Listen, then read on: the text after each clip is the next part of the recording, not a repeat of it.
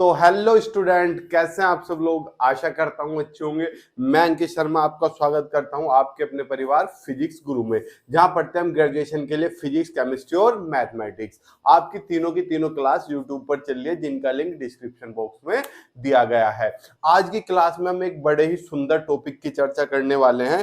Topic है बच्चा matter waves. आपने सुना है इसके बारे में, आपने आशा करता हूं बहुत सारे यूट्यूबर्स की वीडियो भी देखने की कोशिश करी होगी, लेकिन आज की क्लास में हम इस मैटर वेव्स की चीरफाड़ कर देंगे। चीरफाड़ का मतलब अच्छी तरह से ऑपरेशन कर लेंगे और बहुत अच्छी तरह से हम इसे समझ जाएंगे मैटर वेव्स को। लेकिन इसे समझने से पहले आपको एक बहुत बड़ी टर्म समझनी होगी। सर टर्म्स क्या है, वेव्स क्या होती हैं, कितने टाइप की होते हैं, वे सब मैं आपके सामने आज की क्लास में डिस्कशन कर रहा हूं, ताकि मैटर वेव्स का एक कॉन्सेप्ट क्लियर हो जाए। जैसे मैं बात करूं वेव मोशन क्या होता है, वेव्स क्या होती है, वेव मोशन क्या होता है। बच्चा देखो, ये मेरे पास क्या है, कोई रस्सी है, ठीक। मैंने इसे ऐसे करके छोड़ दिया तो ये ऐसे हिलने लगी, ट्र ट्र, या मैंने ऐसे झटक दिया तो ऐसे चलने लगी। तो ये क्या बन गई भैया, वेव्स ना बन गई है भैया, बिल्कुल वेव्स बन गई। वेव ऐसी तो चलती है, ठीक, तरंग बन गई। तो भैया ये आपका क्या था, एक मीडियम था, माध्यम था जो शांत पड़ा था। आपने इसे क्या कर दिया, डिस्टर्ब कर दिया। क्या कर दिया, डिस्टर्ब। अरे परेशान कर दिया, डिस्टर्ब कर दिया, अपनी मेन पोजीशन से भटका दिया। सर अभी आपने एक वर्ड इस्तेमाल करा, मीन पोजीशन। बेटा मीन पोजीशन वो होते हैं जिसपे कोई बॉडी वापस आने की कोशिश करती है।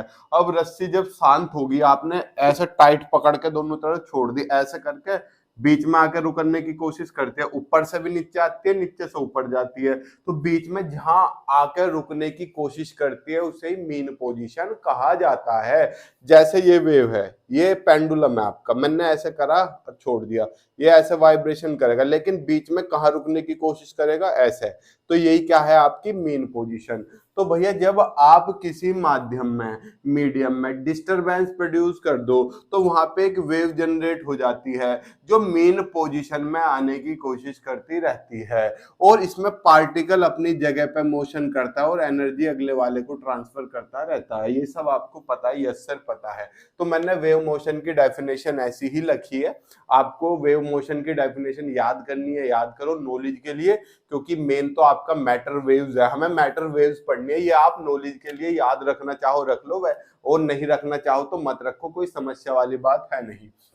Wave motion is the form of disturbance, ये डिस्टरबेंस की ही एक फॉर्म है, which travels through a medium, जो एक माध्यम में ट्रेवल करता है, due to the repeated periodic motion. Periodic motion, period, time period क्या होता है, एक विशेष समय के बाद अपनी पोजीशन को दोहराना। Periodic motion of the particles of the medium, medium के पार्टिकल का periodic motion about their mean position. Sir periodic motion मतलब, अरे यार मैंने बताया बार बार दोहराना। अब आपने ऐसे छोड़ दिया, एक बार ऊपर, एक बार नीचे, एक बार नीचे, एक बार ऊपर, ऊपर नीचे, ऊपर नीचे, ये क्या कर रहा है, बार बार दोहरा रहा है ना, तो इसे क्या बोलते हैं, पीरियोडिक मोशन। जैसा अर्थ क्या कर रही है, सन के चक्कर काट रही है, तो अर्थ का मोशन कैसा है बच्चा, पीरियोडिक मोशन है। समझ गए सर, समझ गए। और मेन पोजीशन के इधर उधर पीरियोडिक मोशन करता है, ये मेन पोजीशन ही तो है।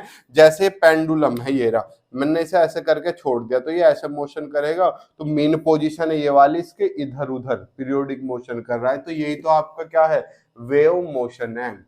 समझ गई वेव मोशन, सर समझ गई। हमें मैटर वेव्स पढ़ाओ, वेव मोशन नहीं पढ़ाओ। अभी धीरे धीरे सबकी भूमिका बनाऊंगा। आज की वीडियो थोड़ी लेंथी रहने वाली है, क्योंकि आज की वीडियो में मैंने कुछ नहीं छोड़ा, तो आप टिके रहना, गायब नहीं होना। तो हम पहले अगर बात करें टाइप्स ऑफ वेव्स की, किसकी बच्चा, types of waves, types of waves. अगर हम तरंगों के प्रकार की बात करें तो पहली आपको पता है कौन सी आती है, मार्कर गिरना नहीं यार, असल में मार्कर पता नहीं गिरते क्यों, मैकेनिकल वेव्स, जिन्हें आप, चलो मैं हिंदी नहीं बता रहा, यांत्रिक तरंगे बोलते हैं, क्योंकि फिर आप हिंदी याद करने की कोशिश करते हो। Mechanical waves. अब देखो, आप बाइक पे किसी के साथ बैठे हो, सर बैठे हैं, रोज बैठते हैं, आप बाइक वाले ने बाइक भगा रखी है, आप कुछ बोल रहे हो, आप कुछ बोल रहे हो पीछे से, क्या वो आगे जो बाइक चला रहा है उसे तेज सुनाई देता है? नहीं सर, पीछे की हवा चलती रहती है तो पीछे जाता है, यानी कि हमारी आवाज हवा के साथ चलती है। अगर हवा इधर को बहुत तेज चल रही है तो मेरी आवाज पीछे वाले को बढ़िया सुनाई देगी, ऐसे चल रही है तो आगे वाले को बढ़िया सुनाई देगी। यानी कि मेरी आवाज, साउंड वेव्स ऐसी हैं जो हवा के साथ चलती है, यानी कि मैं बताऊं जिन्हें चलने के लिए माध्यम की जरूरत होती है। समझ गए? समझ गए? तो क्या लिखोगे?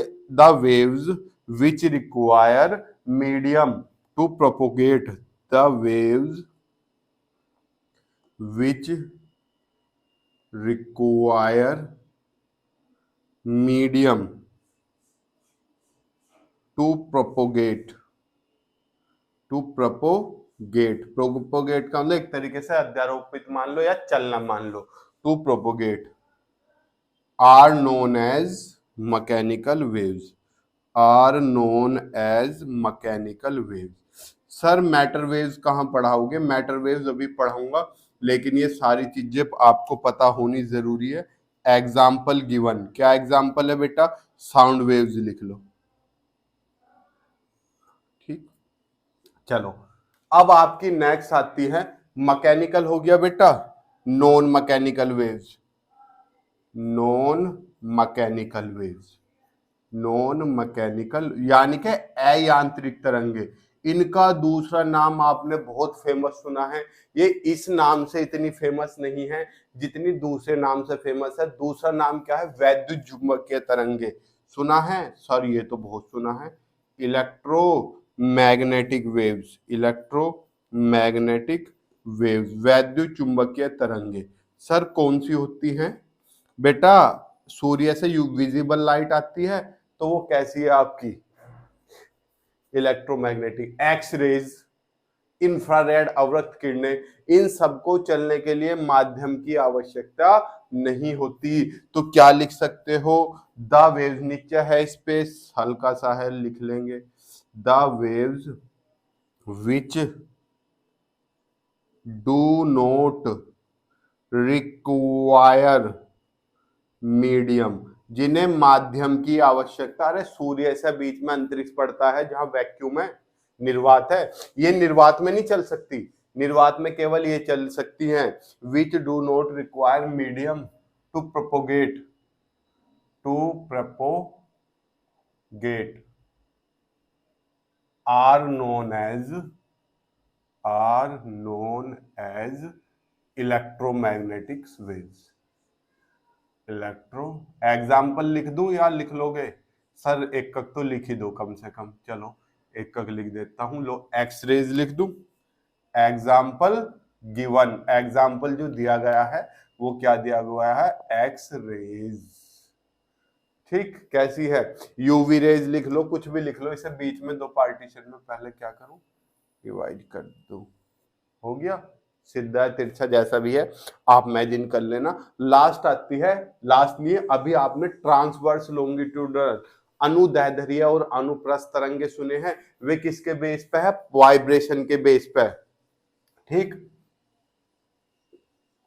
On the basis of vibration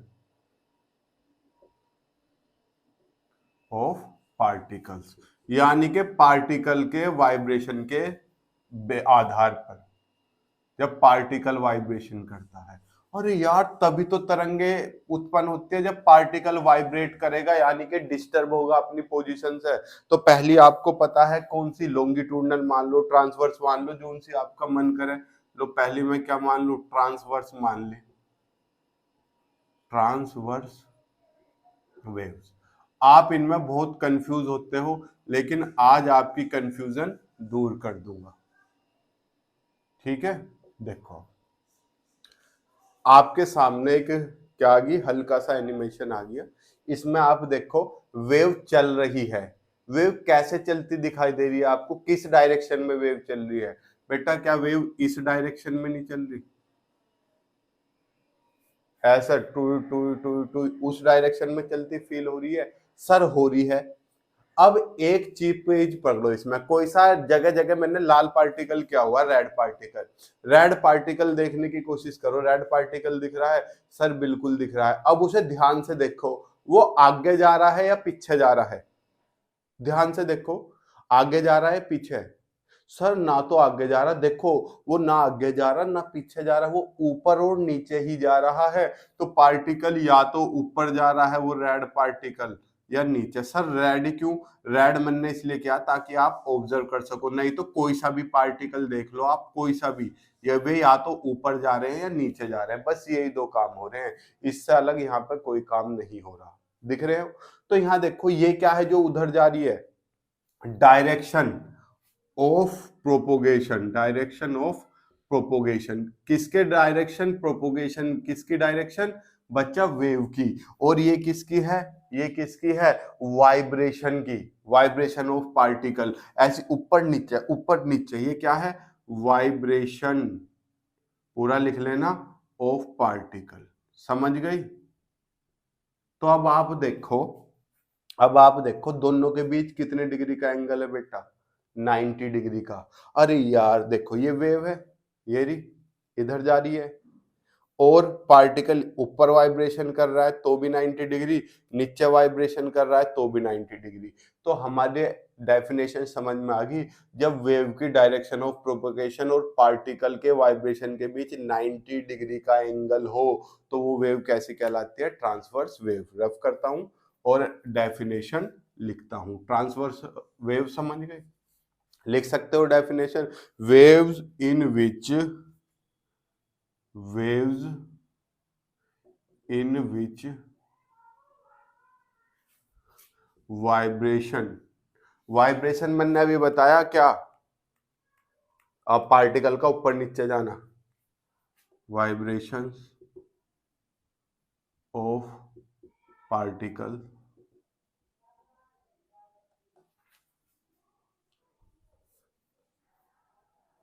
are perpendicular, perpendicular to the direction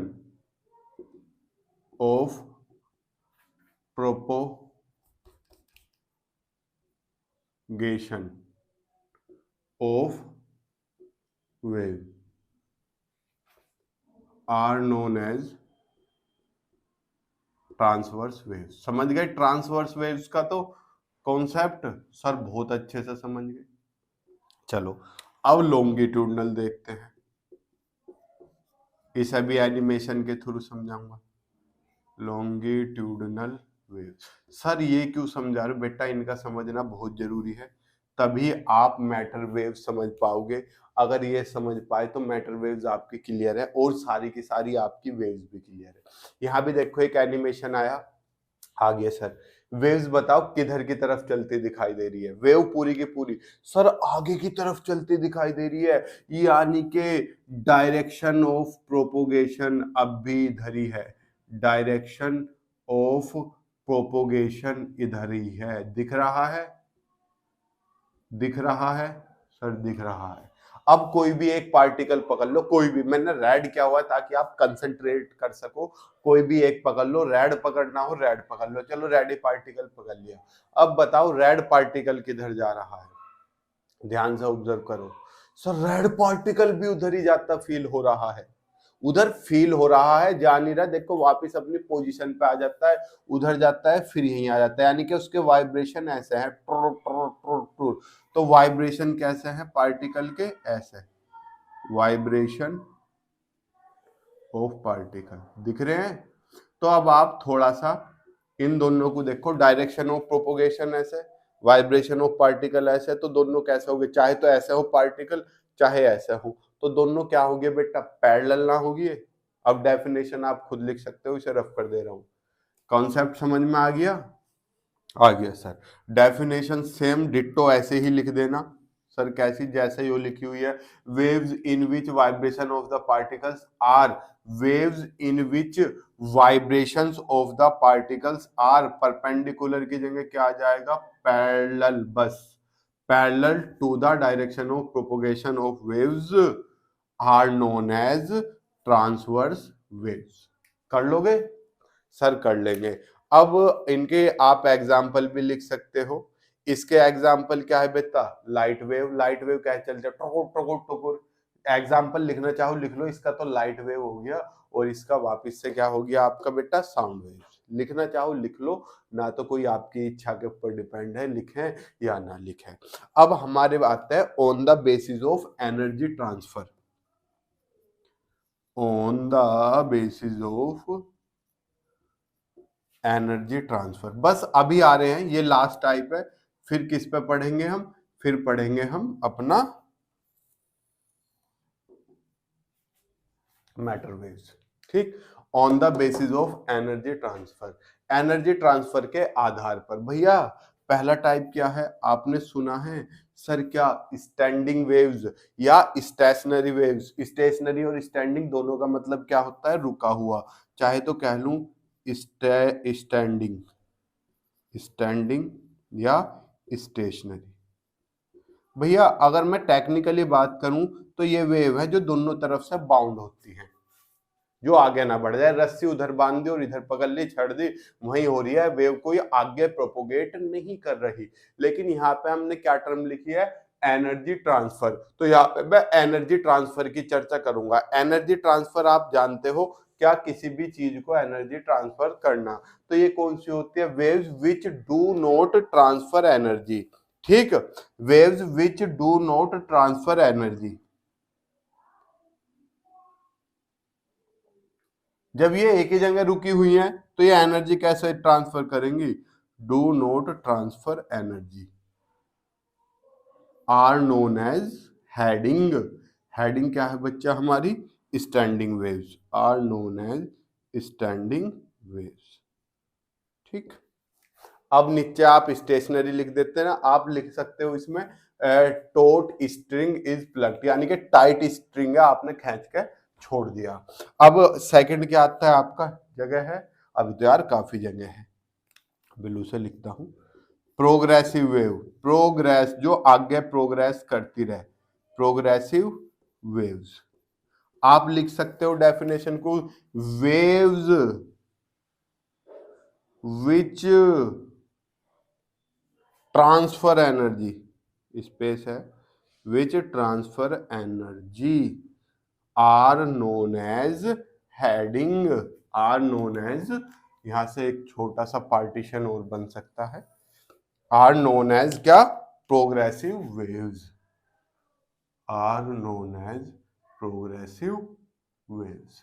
example आप लिख सकते हो क्या? Light wave. क्या लाइट वेव सूर्य से निकली और आगे नहीं चलती आ रही? बल्ब खुला, बल्ब से निकल के आगे चलती हुई नहीं आनी, या बाउंड हो गई? दूसरा ये एनर्जी भी रखती है, तो खत्म। दूसरा बेटा इनका एक नाम और होता है, these waves are also known as, और also known as travelling waves. लो जी, यहाँ पे मेरी मोस्टली सारी वेव्स के टाइप क्या हो गई? खत्म। बस अब एक टाइप रह गया, मैटर वेव्स। इसे रफ करता हूं और फिर मैं आपको मैटर वेव्स के बारे में सारी घटना बताता हूं। आप इसका क्या करो? स्क्रीनशॉट ले लो। ले लिया सर? यहाँ पर हमारी सारी वेव्स खत्म हो गई, एक नई वेव बची है मैटर वेव। वो इनसे किस तरीके से डिफरेंट है बेटा? ना तो वो चार्ज के लिए भी वर्क करती है, इनचार्ज के लिए भी वर्क करती है। यानी कि आपने डी ब्रोगली हाइपोथेसिस पढ़ा था मैटर वेव्स में? सर पढ़ा था। डी ब्रोगली हाइपोथेसिस में डी ब्रोगली ने बताया था कि जो पार्टिकल है वो भी वेव की तरीके से बिहेव करता है जब वो कंपेरेटिवली क्या लाइट वेव की कंपेयर में वेलोसिटी रखने लगे। यानी कि अगर हाई वेलोसिटी रखने लगे तो वो भी किसकी तरीके से बिहेव करने लगेगा? वो भी एक वेव की तरीके से बिहेव करने लगेगा। तो वे ही वेव जिनमें पार्टिकल या बॉडी वेव नेचर शो करती है क्या कहलाती है? Matter wave. मैटर पदार्थ, जैसे मैं मैटर हूं है, मैं बहुत तेज दौड़ने लगा कंपैरेटिवली किसकी? स्पीड ऑफ लाइट की कंपेयर में दौड़ने लगा, तो बच्चा मैं किसकी तरीके से बिहेव करने लगूंगा? एक वेव की तरीके से। कैसे? मेरी आप वेवलेंथ निकाल सकते हो, मेरी फ्रीक्वेंसी निकाल सकते हो, टाइम पीरियड निकाल सकते हो। तो मेरी जो मेरे दौड़ने पे, पार्टिकल के दौड़ने पे वेव बनी, वो वेव कैसे कहलाती है बेटा? Matter wave. और मैटर वेव के बारे में संकल्पना, हाँ ये हाइपोथेसिस किसने दी थी? डी ब्रोगली ने। तो मैटर वेव्स का ही दूसरा नाम क्या है? D Broglie waves. ठीक, अब हम मैटर वेव्स की डेफिनेशन लिखते हैं, समझ आप गए होंगे अच्छे से। ठीक, इसे मैं रफ कर देता हूं। मुझे तो लगता नहीं वेव में आज के बाद कोई आपको समस्या रहेगी। ठीक है, ये नोट्स बनाते चलो अच्छे से। नोट्स ऐसे हैं, दादा लाओ पोता बरतो। और बेटा वीडियो देखने के बाद अपने तक मत रखा करो, ज्ञान बांटने से बढ़ता है। तो आप क्या करो, शेयर करने की कोशिश क्या करो। क्यों? क्योंकि अगर कम लोग देखते हैं तो यार पढ़ाने में हमें भी मजा नहीं आता। हमें मजा तब आता है जब हमारी मेहनत ज्यादा से ज्यादा लोगों तक पहुंच पाती है। अब हम किसकी चर्चा करेंगे? हम चर्चा करेंगे मैटर वेव्स की। किसकी? Matter waves. समझा आपको चुका हूं मैं मैटर वेव्स क्या होती हैं। इनका दूसरा नाम क्या है? D Broglie waves. ठीक है, तो डी ब्रोगली ने क्या बताया था कि जब पार्टिकल चलता है तो उसके साथ एक वेव भी एसोसिएटेड होती है। कैसे? अभी एक एग्जांपल दूंगा बड़ा सोना, पहले आप इसे पूरा करो।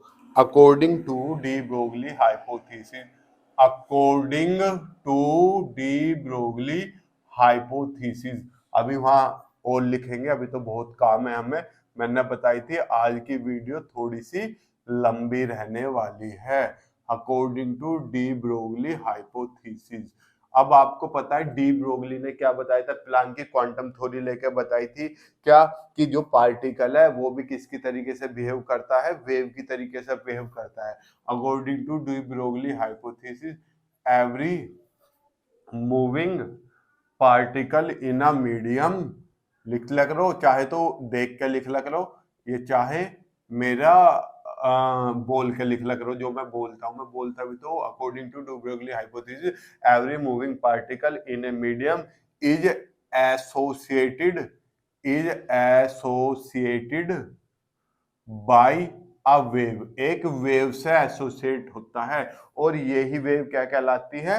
This associated wave, this associated wave is known as matter wave. यो एसोसिएटेड वेव क्या कहलाती है? मैटर वेव्स कहलाती हैं। ठीक, matter waves are also known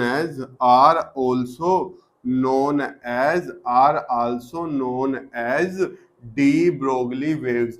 matter waves का दूसरा नाम डी ब्रोगली वेव्स है। Full stop. द वेवलेंथ, आपको पता है मैटर वेव की वेवलेंथ कितनी होती है? The wavelength of matter waves is given bye, बेटा राइटिंग पे मत जाना, साइंस वालों की सिकल और राइटिंग दोनों खराब होती हैं। याद है कुछ?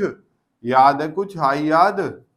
सर ये थोड़ी थी lambda equals to H upon M v थी। नलायको, एम वी क्या है? मोमेंटम नहीं होता क्या?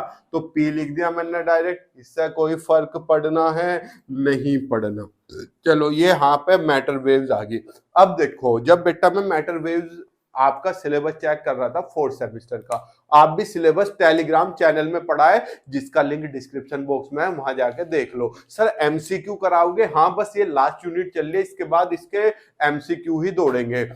सर एक बात तो बताओ, जब हम मैटर वेव्स पढ़ते हैं उसमें सिलेबस में मैथमेटिकल रिप्रेजेंटेशन लिखा हुआ है। सर मैथमेटिकल रिप्रेजेंटेशन क्या है? मैंने डी ब्रोगली हाइपोथेसिस कराई थी। उसमें मैंने डी ब्रोगली वेव्स के अलग अलग पैटर्न निकाले थे। इसमें वो ही करके दिखाने हैं। याद है? जिसे याद है अच्छी बात है, उससे कर देना। जिसे याद नहीं उन्हें मैं एक बार दिखा देता हूं मोटा मोटा। ठीक, आपने डी ब्रोगली मैटर वेव पढ़ी थी यो वाली, आप जानते हो, इसका डेरिवेशन देख लो। ठीक, मैंने कराया हुआ है ऑलरेडी, लेकिन इस बार मैं थोड़ा अलग तरीके से करा के दे देता हूं। जिसने वो किया हुआ है डी ब्रोगली हाइपोथेसिस, उसे अलग तरीके से जाने की जरूरत नहीं है, वो वही वाला कर देगा जो हमने पहले से किया हुआ है। हमने क्या मान लिया? E is the kinetic energy, let E is the, ये इक्वेशन नंबर 1 मान ली, kinetic energy of the moving particle, यानी कि जो मूविंग पार्टिकल है उसकी काइनेटिक एनर्जी हमने कितनी मान ली, ई मान ली। देन मेरे पास ई कितना होगा बच्चा, हाफ एम वी स्क्वायर होगा।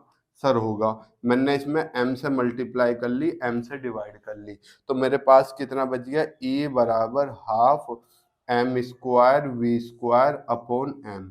ये यहाँ डिवाइड में था, ये मल्टीप्लाई में पहुंचा दूं, यही कर रहा हूँ। ये डिवाइड में था 2b और mb, तो क्या हो गया 2me is equal to mv का होल स्क्वायर। कोई फर्क पड़ना है, एक साथ लिख लिया। mv किसके बराबर है बच्चा, p के, तो p स्क्वायर, तो यहाँ से p किसके बराबर आ गया, अंडर रूट 2me के। तो भैया पहला फॉर्मूला तो मुझे ये मिल गया। अब यहाँ पे मुझे कुछ केसेस निकालने हैं, मैं निकाल सकता हूँ बड़ा इजीली। फर्स्ट इंप्लाइज, तो पहली इक्वेशन में वैल्यू रख दूं तो मेरी कितनी आ गई, lambda equals to h upon 2me का अंडर रूट। कोई समस्या, लो जी, ये इक्वेशन क्या आ गई मेरी, सेकंड। ये मैंने कराया हुआ है ऑलरेडी। अब यहाँ पे आप क्या लिख सकते हो कि पार्टिकल है जिस पे चार्ज क्यू है, वो पोटेंशियल डिफरेंस v रखता है। Let us consider a particle having charge q and potential difference v। Potential difference जिस पे पोटेंशियल डिफरेंस कितना है, v है। भाई ये वेलोसिटी नहीं है, विभवांतर। v बराबर क्या होता है, w अपॉन क्यू नॉट नहीं होता, यही तो होता है। याद है कुछ, याद है सर। तो W V क्यों इक्वल्स टू W ना हो गया, W क्या है, वर्क, और work is the form of energy, तो E बराबर V क्यों ना हो गया नलायको। तो इसलिए मेरे पास E बराबर क्या मिल गया, V क्यू कह लूं चाहे क्यों V कह लूं, कोई फर्क पड़ना है, नहीं पड़ना।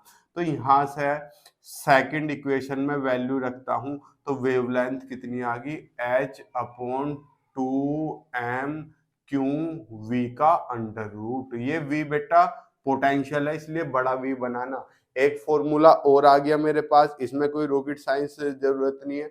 अब मैंने कहा कोई पार्टिकल थर्मल इक्विलिब्रियम है, किस पे, टेम्परेचर T पे। पहला केस। अब दूसरा देखो, when A particle is in thermal equilibrium. Thermal equilibrium आप जानते हो, ठीक है, साम्यावस्था, तापीय साम्य में इक्विलिब्रियम एट टेम्परेचर टी तापमान पर। कटा तो नहीं, नहीं कटा। आपको पता है जब टी तापमान पर हो तो एनर्जी कितनी होती है, 3/2, 2/3 क्यों आ रहा है, 3/2 kT। याद है कुछ, हमने किस में पढ़ी हुई है, सेकंड सेमेस्टर में पढ़ी हुई है सर, ठीक। अब मैंने क्या करा, फिर से सेकंड इक्वेशन में एम्प्लॉय करके सेकंड में वैल्यू रख दी, h अपॉन 2me की जगह 3/2 kT। अंडर रूट आ गया, 2 से 2 कट गया, तो लैम्डा बराबर h अपॉन 3m kT का अंडर रूट। लो जी, एक फॉर्मूला और आ गया, इसमें कोई रॉकेट साइंस था नहीं। अब यहाँ है कि जो पार्टिकल है वो स्पीड ऑफ लाइट से चल रहा है, ठीक है। Particle is comparatively, when particle is comparatively is comparable with velocity of light c। ठीक, तो आपका मास क्या हो जाएगा, यहां कर दे रहा हूं बेटा, यहां पर, ठीक है, सबसे लास्ट में है। देन m बराबर m naught upon 1 minus v square upon c square का अंडर रूट। इसलिए first implies lambda equals to h upon m की जगह क्या आएगा, ये m naught 1 minus v square upon c square की पावर 1/2 इंटू v। लो जी, इसे चाहो तो ऊपर पहुंचा दो। लो, पहले ये है, फिर इसके बाद ये है, ठीक है। लो, इसका क्या हो गया, मैथमेटिकल डेविएशन भी हो गया। फटाफट इसे क्या करो, नोट कर दो। कर लिया। अब मैं इसे रफ कर दे रहा हूं और फिर हम चलते हैं किस पर, नेक्स्ट पर। कपड़ा कहाँ रख दिया मैंने, ये रहा। देखो, आप यहां तक भी कर सकते हो, कोई समस्या वाली बात नहीं है, ठीक है। यहां तक भी कर देना। और ये नहीं आता सर हमें तो ये आता ही नहीं, तो ये रफ कर दिया। लो, आपको बता रहा हूं मैं पेपर में कैसे करना है। लो, मैंने ये रफ कर दिया। सर कर दो बिल्कुल। डी ब्रोगली हाइपोथेसिस याद है जो मैंने कराई थी इससे पहले, 2-3 लेक्चर पहले ही, वो इसके बाद चेप देना। कर दोगे, चलो अच्छी बात है। और नहीं आती ये लिखना, इसके बाद प्रॉपर्टीज लिख देना तो भी काम हो जाएगा। अब देखो, properties of matter waves.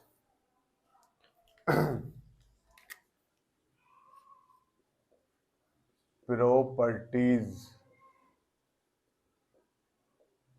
Of matter waves, द्रव्य तरंगों की गुण। तो गुण इनके टफ नहीं है, खामोखा टफ बना दिए गए बुक इस लैंग्वेज इस्तेमाल करके। बड़े इजी तरीके से हम इसके गुण पढ़ेंगे। देखो, पहला पॉइंट लिखते हैं, इफ m बराबर मैंने क्या मान लिया, कांस्टेंट मान लिया। जो मास था मेरा, द्रव्यमान था, मैंने कांस्टेंट मान लिया। देन बेटा lambda equals to h upon M v पढ़ा है, मास कांस्टेंट हो गया तो ये ना आ गया, तो आपका लैम्डा किसके इनवर्सली प्रोपोर्शनल आ गया, 1 अपॉन वी के। इनवर्सली का मतलब उल्टा, अगर v कम होगी तो लैम्डा ज्यादा होगा, और v ज्यादा होगा तो लैम्डा कम होगा। ये तो आपको पता है, इनवर्सली का मतलब यही होता है उल्टा, ये तो पता है। तो यहां आपको पता पड़ गया क्या, the particle moving with lighter velocity, moving with lighter velocity will have greater wavelength।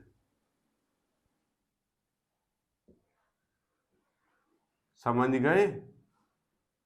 And vice versa, लिखना चाहो लिख लो, उल्टा मतलब उल्टा कैसा है कि हायर वेलोसिटी वाले लोअर वेवलेंथ रखेंगे। एंड वाइस वर्सा चाहो तो लिख लो, कोई जरूरत नहीं है, ठीक है। बाकी सेकंड पॉइंट देखो, आपने क्या पढ़ा, lambda equals to H upon M v, m constant लिया, इस बार वी कॉन्स्टेंट लेते हैं तो ये आ जाएगा, ठीक।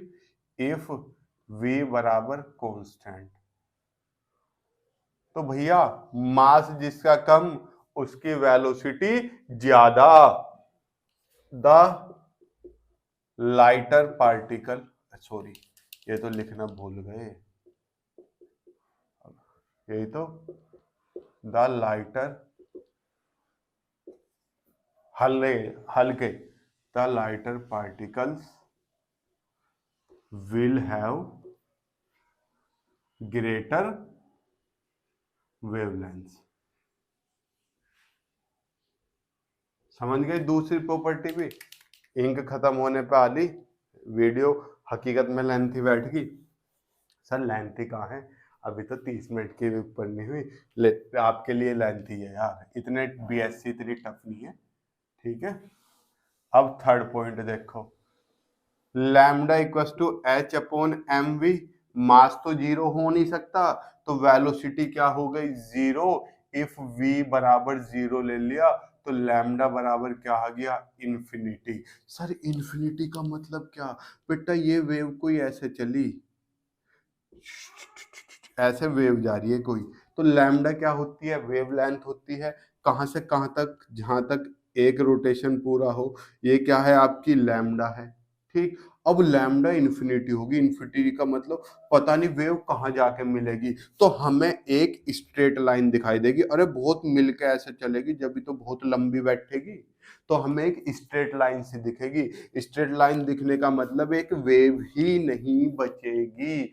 जब वेव नहीं बचेगी तो काहे का वेव नेचर। तो यहाँ पे आप लिख सकते हो particle at rest, particles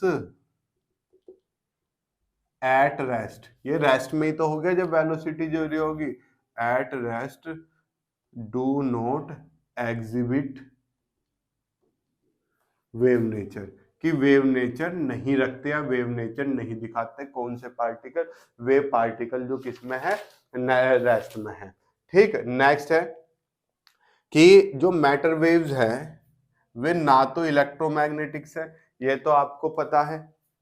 electromagnetic मतलब इलेक्ट्रोमैग्नेटिक हमने पढ़ी थी, जी sir.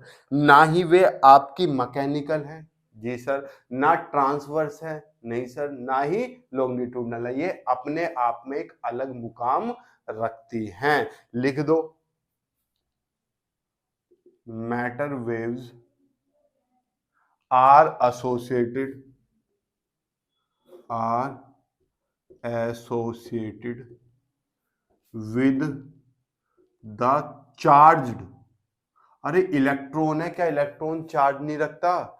As well as uncharged. चाहे न्यूट्रॉन के लिए भी लेंगे तो भी हम वेवलेंथ उसे क्या कर सकते हैं, हम वेव नेचर सिखा सकते हैं। ये तो चार्ज के लिए भी है और अनचार्ज पार्टिकल के लिए भी है। Charge as well as uncharged particles, hence they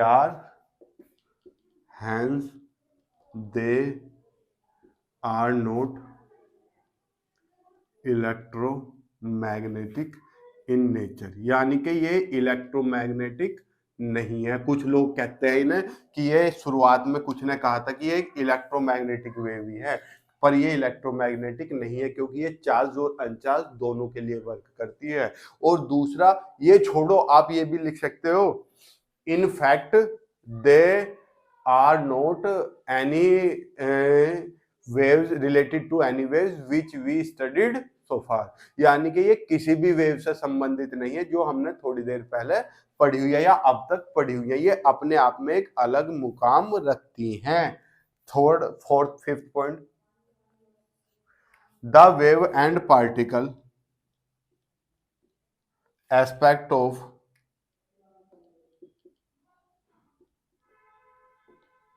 sir इस लाइन का मतलब बताओ। Wave and particle aspect of bodies can never, अभी बताऊंगा, बस टेंशन ना लो, कैन नेवर बी टुगेदर इन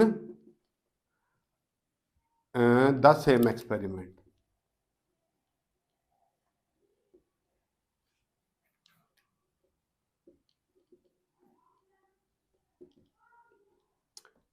मतलब हमने एक एक्सपेरिमेंट लिया, ठीक, और हमने वहां पे कोई भी बॉडी ली, हमने कहा इसी एक्सपेरिमेंट में ये वेव नेचर भी दिखा दिया। स्पेलिंग सही सी गंदी सी लिख दी यार, पता नहीं इतनी हैंड राइटिंग गंदी क्यों हो जाती है, कि वो वेव नेचर भी दिखा रही है और पार्टिकल नेचर भी, ठीक। लेकिन ऐसा पॉसिबल नहीं है। अगर एक एक्सपेरिमेंट है, सेम एक्सपेरिमेंट है, उसमें या तो वेवी नेचर दिखाएगी या पार्टिकल नेचर ही दिखाएगी कोई भी बॉडी, समझ गए।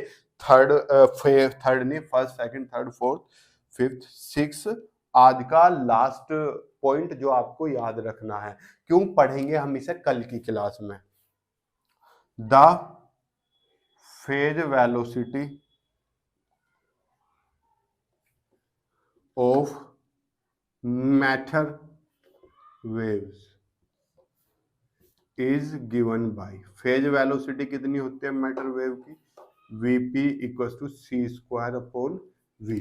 देखो c के 2 स्क्वायर को एक वेलोसिटी से डिवाइड कर दे, यानी कि c से भी बड़ी आ रही है, which is greater than c, यानी कि मैटर वेव की जो फेज वेलोसिटी है वो स्पीड ऑफ लाइट से भी ज्यादा होती है। सर ये फेज वेलोसिटी है क्या बेटा? अरे उल्टा क्यों खुल रहा है? कल की क्लास में हम फेज वेलोसिटी और ग्रुप वेलोसिटी पढ़ेंगे, यानी कि नेक्स्ट क्लास में, इससे जस्ट नेक्स्ट लेक्चर में फेज वेलोसिटी और वेव वेलोसिटी का ही डिस्कशन करेंगे। आप इसका स्क्रीनशॉट लो। देखो आज की क्लास में लगता है मुझे सब कुछ क्लियर हो गया होगा, ऐसी मेरी आशा है। फिर भी अगर आपको कोई डाउट है, संदेह है, कमेंट बॉक्स में कमेंट कर देना। हम आपसे नेक्स्ट क्लास में मिलेंगे फेज वेलोसिटी और ग्रुप वेलोसिटी के साथ। तब तक के लिए गुड लक, मुस्कुराते रहिए। जय हिंद, जय भारत, प्रणाम, शुभ संध्या।